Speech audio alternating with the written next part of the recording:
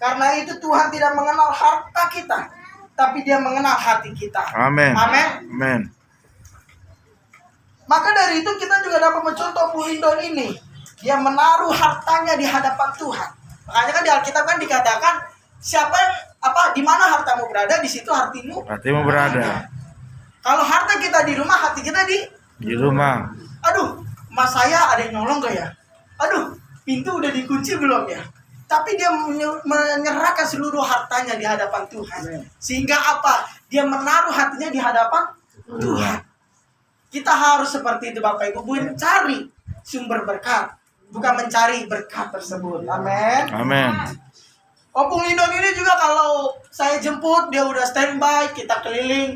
Jadi kalau saya ini adalah pusat terminalnya lah, terminal GB Viva. Titik kumpul. Ya, titik kumpul. Ya kan, kalau ada apa-apa titik kumpulnya di sinilah.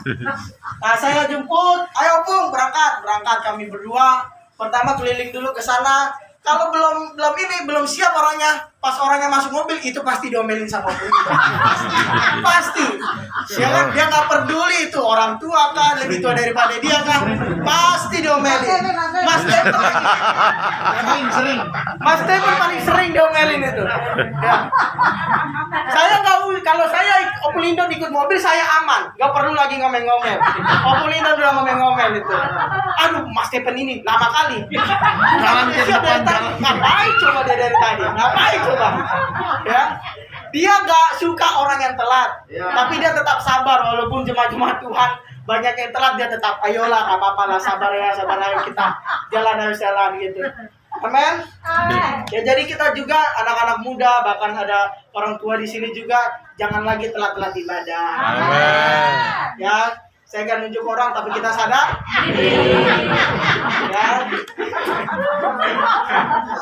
Ya, kita sadar diri lah, kita dosa. Ya, ketika dia gereja membutuhkan mungkin ada pembangunan ataupun pembangunan lantai ataupun yang lain-lainnya, gereja dari awal, ketika dia tidak mempunyai uang, dia masih mau berdoa. Artinya ketika dia tidak mempunyai harta, dia tahu saya punya kata-kata yang bisa saya sampaikan kepada Tuhan. Ya, bakmi atau apa kan? Di Gomak juga dia suka kirim kalau ada pembangunan dan lain-lainnya ya. Dia tetap berdoa kepada Tuhan, minta Tuhan kirimkan aku berkat supaya aku dapat memberkati gereja. Amin. Nah, namun hanya Tuhan yang tetap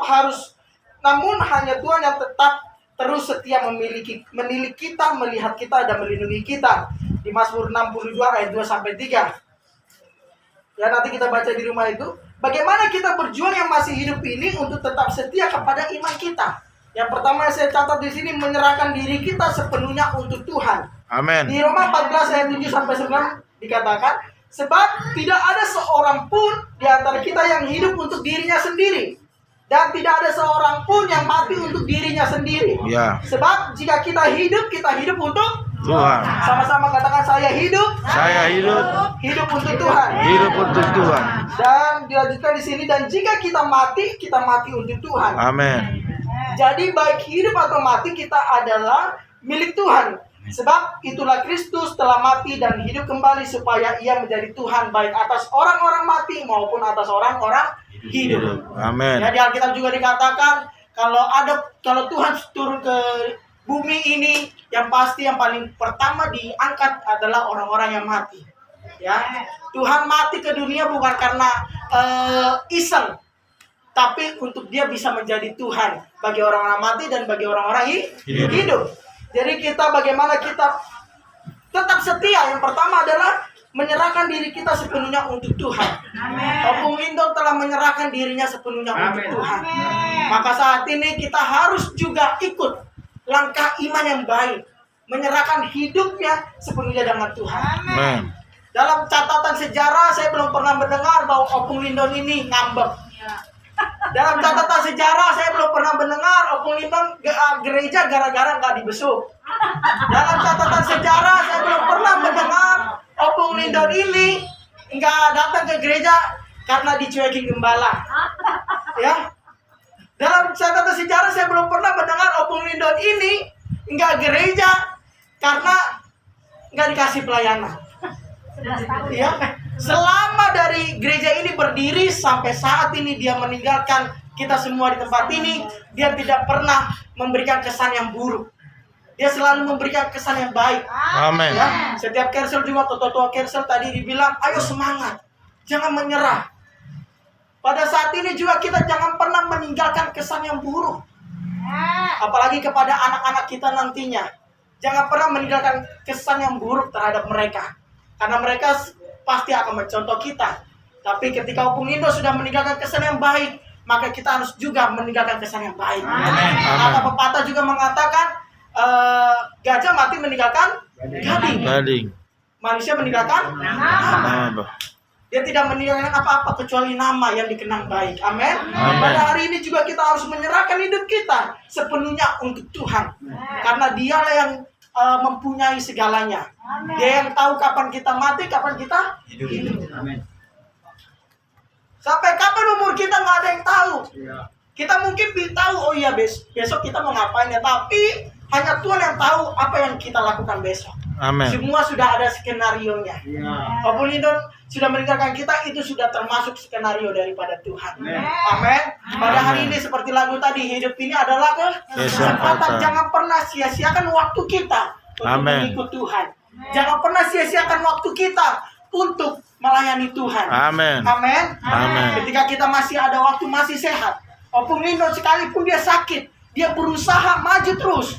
Dia berusaha untuk berbicara kepada hamba-hamba Tuhan, berbicara kepada banyak orang. Sekalipun dia sudah mulai capek, sekalipun dia sudah mulai lelah, tapi dia tidak pernah lelah untuk Tuhan. Amin. Karena dia tahu semua yang dia miliki ini adalah milik Tuhan. Karena dia menyerahkan dirinya kepada Tuhan. Amin. Kita juga harus seperti itu, Bapak Ibu yang ada di tempat ini, bukan hanya keluarga, melainkan kita semua. Kita harus tetap menyerahkan diri kita kepada Tuhan. Kita letakkan hati kita di bawah kaki Tuhan. Sehingga apa? Ketika hati kita disakiti oleh Tuhan, disakiti oleh manusia, kita tidak pernah mengeluh. Ketika Tuhan mungkin tidak memberikan jawaban atas doa kita, kita tidak pernah mengeluh, tetapi kita terus bersyukur. Amin. Dan yang kedua, melakukan yang terbaik untuk Tuhan. Kolose 3 ayat 23 dikatakan, apapun yang kamu perbuat, perbuatlah dengan segenap hatimu seperti untuk Tuhan dan bukan untuk manusia. Jadi dekatkanlah dirimu, jangan jauhkan dirimu, jadilah anak Tuhan yang dewasa, bukan kekanak-kanakan. Mari semua kita mencari jempolnya Tuhan, bukan jempolnya manusia. Opung Indo tidak peduli orang mau berkata apa kepada dirinya. Sekalipun saya dikatakan orang tidak baik, saya mau mencari wajah Tuhan. Amin. Dia terus mencari jempolnya Tuhan.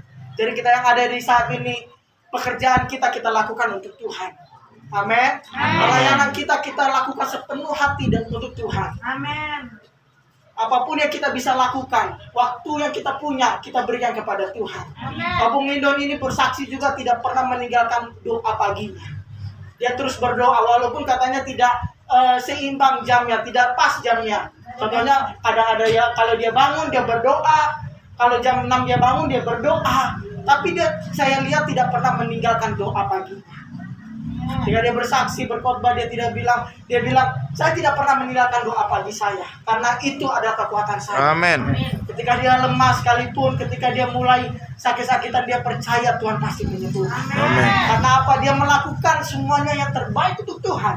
Melayani Tuhan, sekalipun dia hanya pendoa, dia tetap melakukan yang terbaik untuk Tuhan. Dia masuk mesbah doa dengan tepat waktu. Walaupun kita mungkin pelayan-pelayan Tuhan nih yang ada di gereja juga kadang-kadang belum siap, tapi Opung Indo sudah ada di sana, duduk untuk berdoa. Sampai pada hari ini saja yang bisa saya sampaikan. Jadi lakukanlah yang terbaik untuk Tuhan. Kita harus mencontoh teladan yang baik ini daripada Opung Indo. Kita harus teruskan. Bukan hanya keluarga, melainkan kita semua yang ada di tempat ini yang mendengar firman Tuhan pada hari ini. Kita harus terus maju. Amin. Yang pertama tadi menyerahkan diri kita sepenuhnya untuk Tuhan. Dan yang kedua melakukan yang terbaik untuk Tuhan. Selagi kita ada waktu, kita lakukan yang terbaik untuk Tuhan. Katakan kanan kiri, ayo lakukan yang terbaik. Ayo lakukan yang terbaik bagi Tuhan. Amin. Itu saya sampaikan. Tuhan Yesus memberkati. Saya kembalikan kepada Pak Gembala.